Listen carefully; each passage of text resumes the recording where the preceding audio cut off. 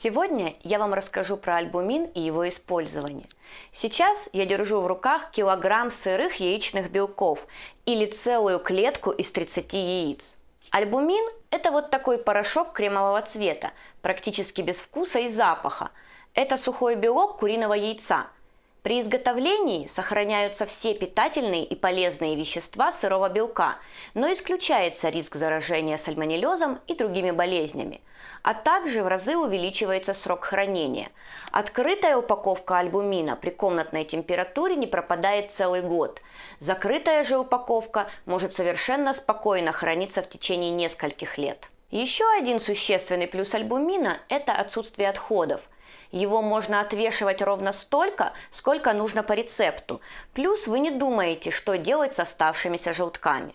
К использованию альбумина, а не сырых яиц, нужно приспособиться. Но оно точно того стоит. Пены и муссы получаются гораздо более стабильными. Кроме того, белковую пену на альбумине можно делать самых разных вкусов и цветов без использования красителей и ароматизаторов. Я покажу все этапы работы с альбумином.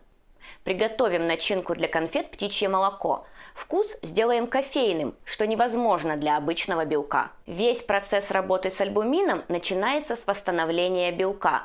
То есть необходимо получить из порошка белковую смесь, с которой мы и будем потом работать. Альбумин разводится любой жидкостью, абсолютно любой, начиная от обычной воды и заканчивая экзотическими пюре. Сок, кофе, молоко, детское или кондитерское пюре – все подходит. Поэтому десерты, в нашем случае птичье молоко, мы можем приготовить с любым вкусом. Для восстановления на одну часть альбумина добавляют 8-10 частей жидкости. Проще говоря, для того, чтобы получить эквивалент одного яичного белка, нам нужно смешать 2 чайные ложки альбумина с 2 столовыми ложками воды. Варим крепкий кофе американо объемом 150 мл. Добавляем 27 граммов альбумина. Перемешиваем и оставляем. Альбумин не сразу растворяется. Поначалу он образует вот такие комочки. Их можно тщательно перемешивать или просто оставить смесь на некоторое время и дать альбумину напитаться влагой и разойтись. Это видео выходит по просьбам наших подписчиков. Не забывайте подписываться на канал и пишите в комментарии, о чем хотите узнать. Я обязательно отвечу на все ваши вопросы. Альбумин уже полностью растворился. У нас получилась вот такая довольно густая смесь. Далее мы можем работать с ней точно так же, как бы мы работали с обычными сырыми белками. Взбиваем миксером. Сначала на средних оборотах, а потом увеличиваем до максимальных. А вот вам и еще один плюс работы с альбумином. Взбитая белковая масса не оседает так быстро, как свежий белок. Ее спокойно можно оставить на некоторое время. Теперь по рецепту птичьего молока я буду добавлять сахарный сироп на агар-агаре. Процесс приготовления ничем не отличается от итальянской меренги. О ней я уже подробно рассказывала, ссылка в подсказке и в описании. Там я ее делаю на свежем белке. Еще один ингредиент в птичьем молоке – это масляный крем. Сливочное масло как следует взбиваем со сгущенным молоком, добавляем и перемешиваем. Готовим форму для заливки. Лучше всего подойдет раздвижная прямоугольная форма.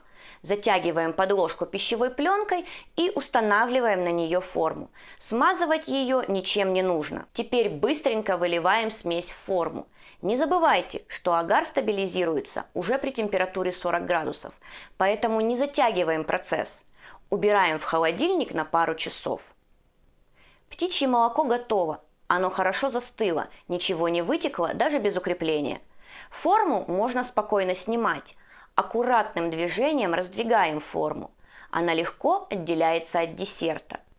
Нарезаем на одинаковые кусочки, и теперь конфеты можно залить шоколадом или обвалять в какао, кокосовой стружке или ореховой крошке. Из альбумина можно приготовить замечательное безе. Об этом я расскажу в одном из следующих видео.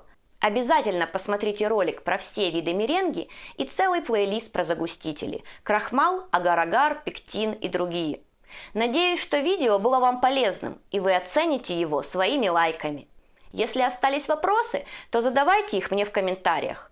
Удачи и до новых встреч на канале!